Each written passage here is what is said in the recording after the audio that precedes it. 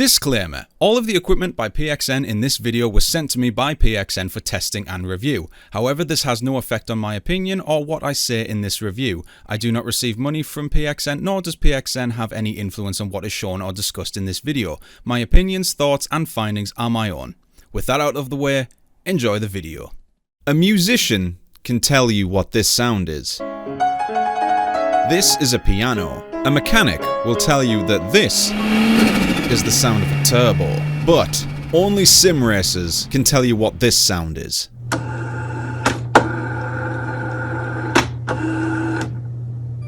The unmistakable sound of a startup calibration for the Logitech G series. This little sim racing setup is considered Genesis for many sim racers around the world. It's a reliable, affordable, competent sim racing wheel that the majority of the sim racing community started out with. Shut up, you in the comment section. I know Thrustmaster is a thing. If you would like to write and complain about how your YouTube comment doesn't matter, then you can, and it will go straight in the bin. Now, back to the Logitech. Forget your CSL Elite, forget the Moza R9, forget the Thrustmaster T150. The Logitech G series is the best selling and most popular sim racing wheel ever. And it's easy to see why. It's well built, you get decent force feedback with it, it's relatively cheap, and it's robust. So, naturally, Logitech and Thrustmaster are not going to be the only people that are going to be supplying the entry-level equipment to the sim racing market forever. Someone is bound to come along and slot themselves in comfortably along the rest.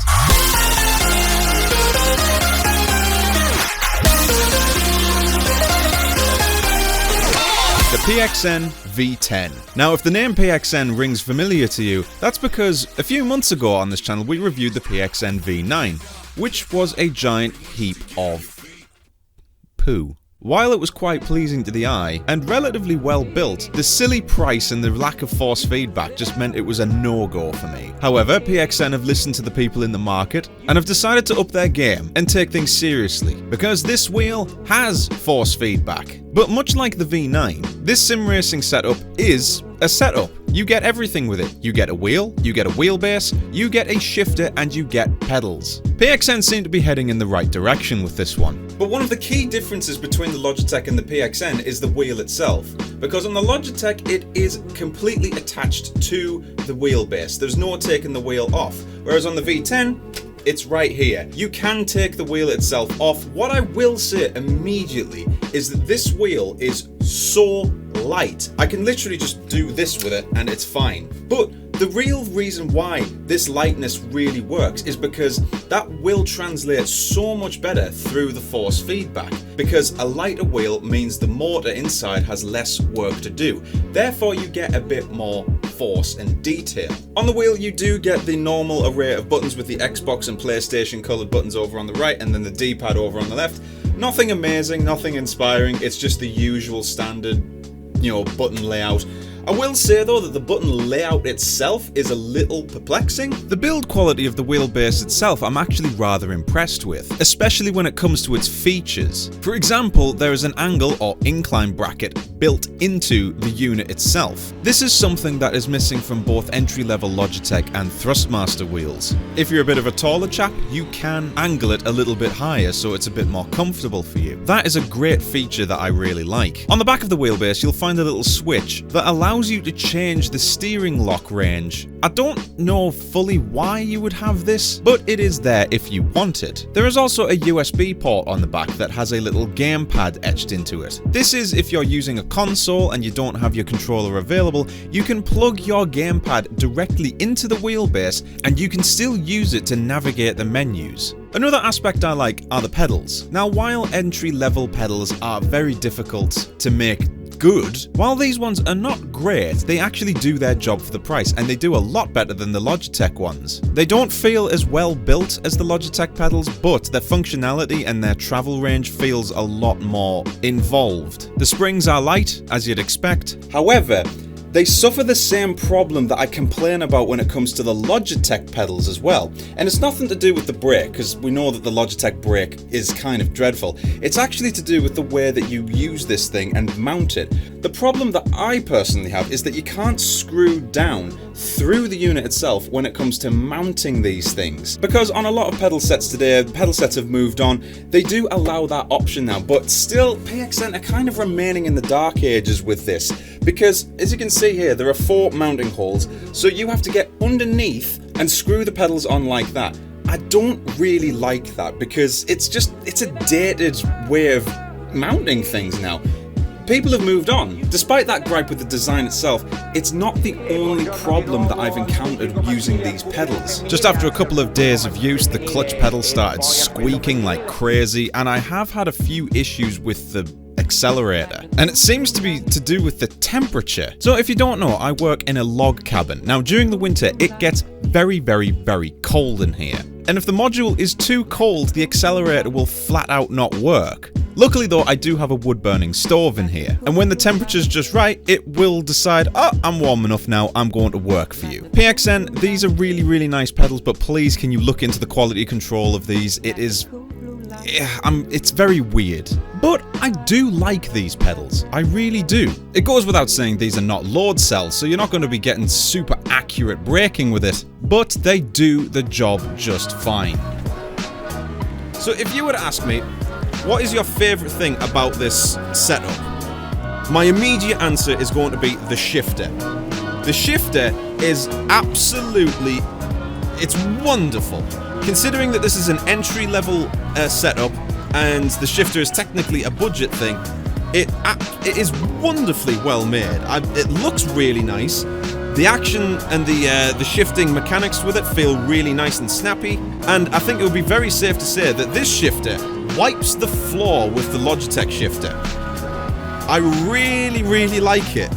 The action on the shifter itself is really satisfying to use, especially when you go from 3rd to 4th. That real, it feels like I'm slotting in a really nice, sharp, crisp gear, and I love it. It's very well made, and I really like the look of it as well. Now, I will say though, the shifter is not perfect. The cable you connect it to the wheelbase is odd. The connector cable is like one of those old cables that you use to plug in old microphones. I do not know why they have used that. It's just not the traditional USB, which I think is a bit silly. Especially if that cable gets damaged, it's going to be much harder to replace. Like, if it was a USB cable, you can pick up a USB cable anywhere. Amazon, the shops, your local corner shop where you pick up beers and stuff sometimes sells USB cables. But a cable like this, where on earth do you get one of those from? I think it's a very silly decision using that as a connector feature. It feels like, with all of the components that are on the wheelbase itself, it feels like, oh, we'll use this cable, and we'll use this cable, we'll use this cable. It just feels like they just wanted to add in everything for quirks and stuff like that. I think that's a very silly decision. But other than that, the shifter is magnificent, and I really like it. I really like the shifter. It is very satisfying to use, and I can look past the silly cable and get a lot of enjoyment out of using that.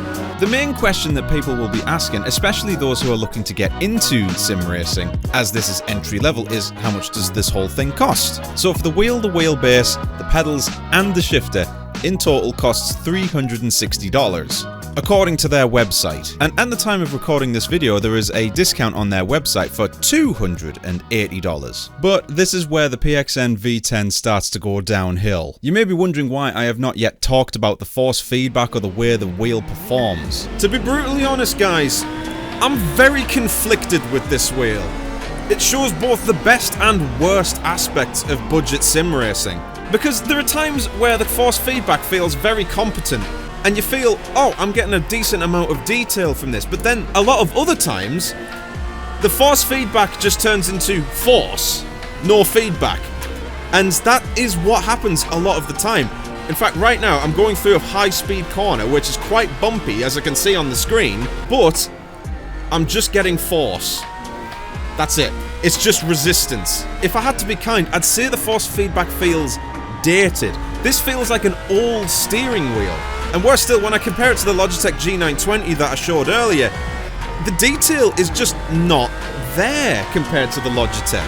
And worse still, the Logitech is a gear-driven wheel, which means it's very gappy and clacky. However, I don't think all hope is lost with this wheel. Let us not forget that this is PXN's first ever force feedback wheel. And if you remember what happened with Moser, we gave them a chance and they went away and improved the product. This is a prime candidate for improvement, this thing.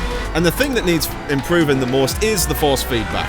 The force feedback at the moment is very, very hit and miss. More miss than hit. Now, I know there's going to be a few people in the comment section that are going to be bleating in my ear saying, "Oh, you're only used to the very high quality stuff." No. I started out on a wheel very much like this, and I have very fond memories of it. So I know where there is room for improvement. Now, a very long time ago, I once received a hate comment from someone who wasn't the smartest person in the world, basically saying, this guy's not a very good reviewer, he doesn't even show the force feedback. Force feedback can't be shown, it has to be felt. However, I think I might have found a way to demonstrate. Right now, I'm on a very bumpy racetrack. How can you tell this? Because if you look on the screen, the car is bobbing up and down, which means the grip is not consistent. Now, bumps are translated through the force feedback in the wheel, because you'll feel the wheel go light, heavy, light, heavy, light, heavy. And it's the same story with oversteer and understeer. With understeer, for example, if I don't feel any understeer, the force will stay consistent, and there will be little changes telling me what the front tyres are doing. However, if I do feel understeer, I will turn the wheel, I'll feel grip for a small amount of time, and then all of a sudden the wheel will go very, very light. That indicates to me that the car is understeering. And this is where the problem lies with the PXN V10. Because depending on what car you're driving, the force feedback of this wheel isn't really force feedback, it's just force. It's weighted resistance. Very rarely it will tell me what the...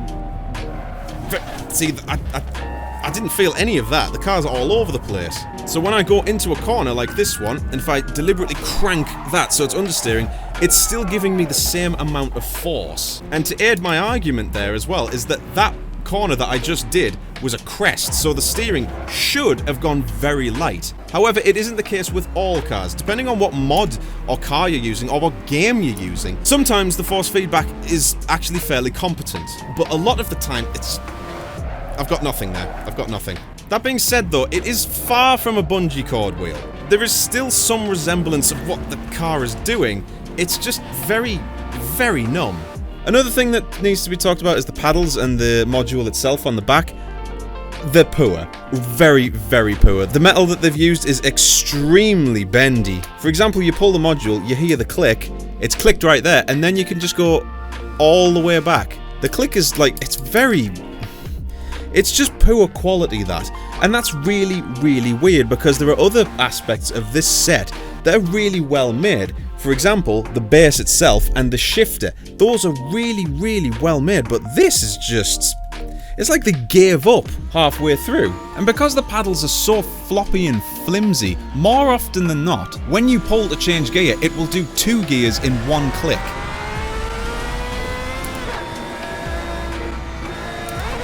Did you see that? It just shifted 2 gears. And if you're racing competitively, that will seriously hinder someone's lap time or someone's performance or someone trying to overtake. That is really, really bad. And while we're here with the wheel, it is worth mentioning that the quick release itself, well, it's not really a quick release, it's just a release, is made of plastic. There is a possibility that that could break with extended use.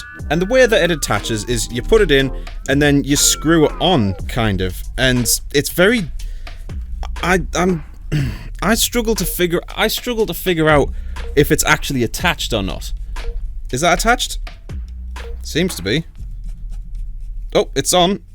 Yep, okay, that's on. And while we're talking about the quick release, having a wheel that can be detached from the wheelbase on a budget wheel is great. So that means you can attach other wheels to the wheelbase. PXN don't make any other wheel rims, and I don't believe they have any other plans to make any other wheel rims. So what's the point? The only benefit that I can really think of when it comes to having a wheel detaching from a wheelbase is storage and putting it in a tighter space, because with the Logitech you can't take the wheel off the wheelbase, it's stuck there and it can be quite bulky and it's very difficult to store away, whereas this, I think, makes it a bit easier, so that is actually an advantage. But the absolute worst thing about this setup is the table clamps. These table clamps are the worst I have ever seen on any budget sim racing product. And in truth, the PXN V9 had some decent table clamps. These, however, are horrendous. While they're far from plastic, the design itself is just ridiculous. A normal table clamp system would normally use a screw system that you operate by hand in order to tighten it. In fact, pretty much all table clamps do that. With this one, however, you have to use an Allen key for this one, and it operates like a jaw system. Not to mention, if you have a rather thick table, like I do, these table clamps hardly open. They are also not attached to the unit itself. Instead, they grip onto a base plate on the unit itself, and because it's got this terrible jaw system, it moves and wobbles around even when the thing is on as tight as it will possibly go. They are really ugly, they are really stupid to operate, and I hate these things. PXN, get rid of these, stick to a traditional underscrew table clamp, and for goodness sake, make sure it's wide enough. Now, it comes back to that age-old question that everybody in the comments section, especially those who are looking to buy a beginner's setup for sim racing, would I recommend it? I'm very conflicted still. While there are some very nice aspects about this sim setup, like the pedals and the shifter, I really like those. The force feedback for me is just too inconsistent. This Porsche that I've got here, it's a fairly average mod, but the force feedback is bad. It's just bad. I can't really recommend it at all. However, I can't recommend it in its current state. Now, what do you mean by that? Well, what I mean is that this is PXN's first force feedback wheel. It's their first attempt, they're just ironing things out, they're moving on from that dreadful PXN V9, and this is their first bash at making a force feedback wheel. Which means this wheel has a lot of potential to improve, and chief among which is the force feedback and the paddle shifters. For a lot of things, it can be forgiven for being a budget entry-level sim racing wheel, but the problem is the Logitech G series exists, and that shows that for not much money you can get decent quality force feedback, and it can be done with this one. So to the people who at PXN who are watching, don't give up. Just keep trying, keep developing it. You'll get there. This is your first wheel. Everyone's got to start out somewhere. Look at Moser. Moser, they were awful when they first started. Now, look at where they are now. They are one of the big hitters. So right now, I can't recommend it. I can recommend the shifter and the pedals. That's it. And while we're on the subject of the rim itself, make it leather, for goodness sake. Yes, suede and Alcantara is very realistic, technically, but if you're gonna take it seriously, that Alcantara in a week is going to look manky. It's gonna look dirty and it's gonna look really rough. Make the steering wheel leather, please. In conclusion, I can't recommend this wheel. There is just too much wrong with it. It feels like more effort was put into certain areas than others, and in the end we get a product where there are some aspects of it that are really good and then some aspects that are truly awful. But I cannot recommend it because for the same price there are far better options. The Logitech G923 comes into mind and the Thrustmaster T300. The quality of those wheels and their force feedback is far superior to this one. If you have enjoyed this video, then please feel free to leave a like, and if you're new to this channel, hit that subscribe button if you want to see more reviews like this one. We cover a lot of content on this channel, and we do review a lot of sim racing products. Not to mention, guys, we have a Patreon, and if you want, check out the sponsors over there on the left-hand side of the screen. Those guys provide for me all of the sim racing equipment that I use, and the sim racing merch that you guys can buy. So that white jacket that I was wearing in the video, you guys can have that. And if you want it, head to the IMB link in the description below. But anyway, guys, thank you so much for watching, and I shall see you guys in the next review. Have a good night, everybody.